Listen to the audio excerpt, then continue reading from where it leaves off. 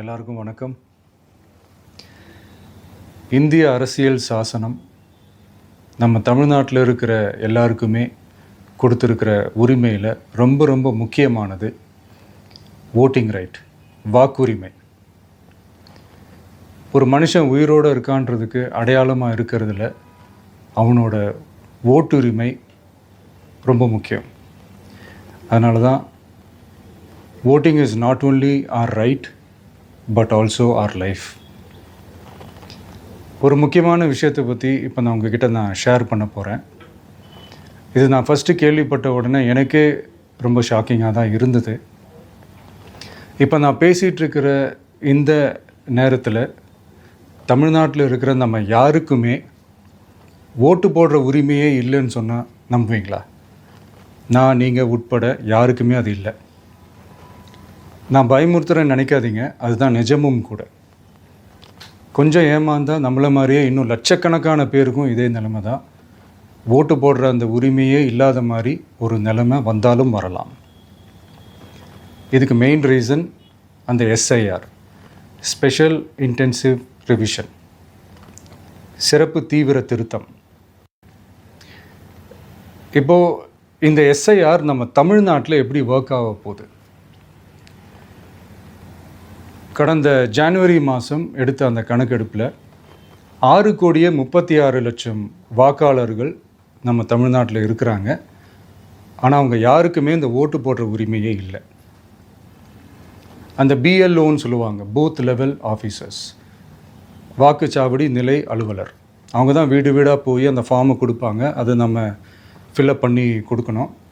அதை தேர்தல் ஆணையம் அதை எடுத்துகிட்டு போய் அதை ஸ்க்ரூட்டினைஸ் பண்ணி அதெல்லாமே கரெக்டாக இருக்கான்னு செக் பண்ணி பார்த்ததுக்கப்புறம் அந்த வாக்காளர் பட்டியலை வெளியிடுவாங்க. அந்த வாக்காளர் பட்டியலில் நம்ம பேர் இருக்கணும், அப்போ தான் நம்மளால் ஓட்டு போட முடியும். அந்த புது பட்டியல் வர்ற வரைக்கும் நம்ம வாக்காளர்களான்றது அது உறுதியே செய்ய முடியாது. இன்கேஸ் அந்த புது பட்டியலில் நம்ம பேர் இல்லைன்னா அது ஒரு தனி ப்ராசஸ், அது ஒரு தனி ஃபார்ம், அது ஒரு தனி கிளைம்ன்ற மாதிரி அது ஒரு வேறு வேலை.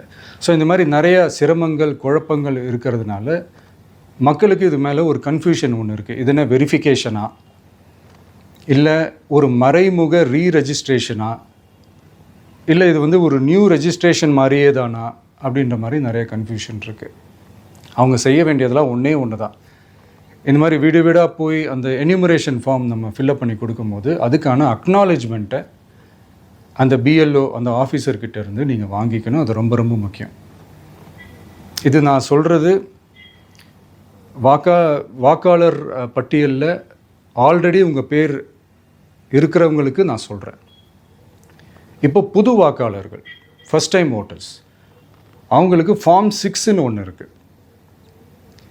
அதை நீங்கள் ஃபில்அப் பண்ணி நீங்கள் உங்கள் ஏரியாவில் இருக்கிற சம்மந்தப்பட்ட அந்த உங்கள் அலுவலகத்தில் நீங்கள் டைரெக்டாகவும் சப்மிட் பண்ணலாம், இல்லை நீங்கள் ஆன்லைன்லேயும் சப்மிட் பண்ணலாம். அப்படி ஆன்லைனில் நீங்கள் சப்மிட் பண்ணிங்கன்னா அதுக்கான ஸ்க்ரீன்ஷாட்டை எடுத்து வச்சுக்கோங்க. ஃபோனில் மெசேஜ் வரும், அதை சேவ் பண்ணி வச்சுக்கோங்க. அப்ராடில் இருக்கிறவங்க கூட அந்த எஸ்ஐஆர் ஃபார்மை டவுன்லோட் பண்ணி நீங்கள் அதை ஃபில்அப் பண்ணி சப்மிட் பண்ணலாம். அதுக்கான அக்னாலேஜ்மெண்ட்டை வாங்கி வச்சுக்கோங்க. ரொம்ப முக்கியமாக உங்களோட பிஎல்ஓ அந்த ஆஃபீஸர் யாருன்னு தெரிஞ்சு வச்சுக்கோங்க. இந்த தேர்தல் ஆணையம் அந்த வெப்சைட்டில் போனீங்கன்னா அந்த பர்டிகுலர் பிஎல்ஓ ஆஃபீஸரோட ஃபோன் நம்பர் கூட நீங்கள் எடுத்து வச்சுக்கலாம். இன்கேஸ் உங்களை யாரையும் ரீச் பண்ணலை இல்லை உங்களுக்கு அந்த ஃபார்ம் கிடைக்கல அப்படின்னா நீங்கள் அவரை காண்டாக்ட் பண்ணி அந்த ஃபார்மை வாங்கி நீங்கள் ஃபில்அப் பண்ணி நீங்கள் சப்மிட் பண்ணலாம். ரொம்ப முக்கியமாக அதுக்கான அக்னாலேஜ்மெண்ட்டை வாங்கி வச்சுக்கோங்க. இது எல்லாமே சரியாக செஞ்சாலும் இந்த எஸ்ஐஆர் மேலே சில டவுட்ஸ் இருக்குது.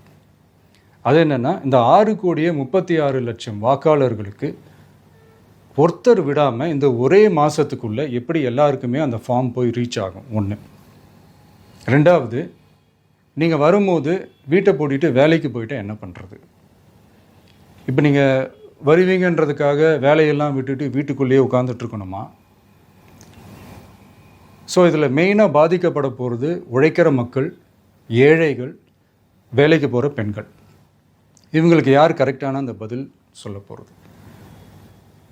ஒரு நியாயமான எஸ்ஐஆர்னால் என்ன நடக்கணும்? இப்போது இறந்து போனவங்கள மார்க் பண்ணி அதுலேருந்து டிலீட் பண்ணணும். இப்போ போலி வாக்காளர்கள் இருந்தாங்கன்னா அவங்கள மார்க் பண்ணி டிலீட் பண்ணணும். இப்போ ஆல்ரெடி ஓட்டு இருக்கிறவங்களுக்கு எதுக்கு இந்த ரெஜிஸ்ட்ரேஷன் என்ற பேரில் இவ்வளவு குழப்பங்கள் அப்படின்றது தான் எங்கள் கேள்வி. இப்போ புதுசாக வர்ற வாக்காளர்களையோ இல்லை ஓட்டு இல்லாதவங்களையோ சேர்த்தா பத்தாதா? இப்போ ரீசெண்டாக நடந்த இப்போ எலெக்ஷன் 2021, 24 எப்படி எல்லாருமே ஓட்டு போட்டோம்? அதில் ஓட்டு போட்டவங்க கூட இப்போ புதுசாக ரெஜிஸ்டர் பண்ணணுன்னா அது ஏன் அந்த கன்ஃபியூஷன் அப்படின்றதான் நாங்கள் கேட்குறோம். அதனால தான் நாங்கள் எஸ்ஐஆரை எதிர்க்கிறோம். இப்போ புதுசாக சில கம்ப்ளைண்ட்ஸ்லாம் வர ஆரம்பிக்குது. அது என்னென்னா முக்கியமாக நம்மளுடைய டிவிகே தோழர்களுக்கு அந்த ஃபார்ம் கிடைக்க மாட்டேங்குது, கொடுக்க மாட்டேன்றாங்க அப்படின்ற சில கம்ப்ளைண்ட்ஸ். இது யார் பண்ணுறாங்க அப்படின்றது நான் தான் சொல்லி தெரிய வேணும்னு ஒன்றும் அவசியம் இல்லை உங்களுக்கு. இப்போ இருக்கிற ஆட்சியாளர்கள் அவங்களுக்கு கைப்பாவையாக இருக்கக்கூடிய சில பேர் இதை செய்ய ஸ்டார்ட் பண்ணியிருக்கிறாங்க. அதனால் மைடியர் வர்ச்சுவல் வாரியர்ஸ், இதை சாதாரணமாக எடுத்துக்காதீங்க. இது எல்லாருக்குமே அந்த ஃபார்ம் போய் ரீச் ஆகணும். இதில் ரொம்ப உறுதியாக இருங்க. அதையும் மீறி உங்களுக்கு அந்த ஃபார்ம் கிடைக்கலன்னா இருக்கவே இருக்கும் ஆன்லைன். தேர்தல் ஆணையம் அந்த வெப்சைட்டில் போய் அந்த ஃபார்மை டவுன்லோட் பண்ணி நீங்கள் ஃபில்அப் பண்ணி சப்மிட் பண்ணலாம். உங்கள் வீட்டில் இருக்கிறவங்களுக்கு நீங்கள் செஞ்சு கொடுங்க, பக்கத்து வீட்டில் இருக்கிறவங்களுக்கு செஞ்சு கொடுங்க, தெரிஞ்சவங்களுக்கு, தெரியாதவங்களுக்கு, பழகினவங்களுக்கு, பழகாதவங்களுக்கு எல்லாருக்குமே நீங்கள் தயவு செஞ்சு கொடுங்க. அண்ட் ரொம்ப முக்கியமாக நம்ம ஜென்சி கிட்ஸ், நம்ம ஃபஸ்ட் டைம் ஓட்டர்ஸ், நம்ம புது வாக்காளர்கள், நம்ம நண்பா நண்பிகள், அவங்க ரொம்ப கேர்ஃபுல்லாக இருக்கணும். நான் ஆல்ரெடி சொன்ன மாதிரி உங்களுக்கான ஃபார்ம், அந்த ஃபார்ம் நம்பர் 6, அதை கரெக்டான டீட்டெயில்ஸோட கரெக்டான உங்கள் டாக்குமெண்ட்ஸை வச்சு அதை சப்மிட் பண்ணுங்கள். ஏன்னா வரப்போகிற தேர்தலில் நீங்கள் தான், அந்த ஜென்சி வாக்காளர்கள் தான் மிக முக்கியமான ஒரு ஃபோர்ஸ் அப்படின்றது எல்லாருக்குமே தெரிஞ்ச ஒரு விஷயம். அதனால் உங்களை டிஸ்டர்ப் பண்ணுறதுக்கு, உங்கள் பேரை அதில் இன்க்ளூட் பண்ணாமல் செய்கிறதுக்கு என்னென்ன வேலைகள் செய்யணுமோ, என்னென்ன தில்லுமுள்ளு வேலைகள் செய்யணுமோ எல்லாமே அவங்க செய்வாங்க.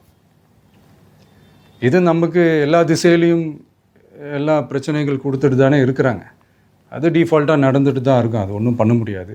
ஸோ அந்த மாதிரி ஓட்டு போடுற விஷயத்துலேயும் அவங்க என்ன உத்தரமராக மாறவா போகிறாங்க?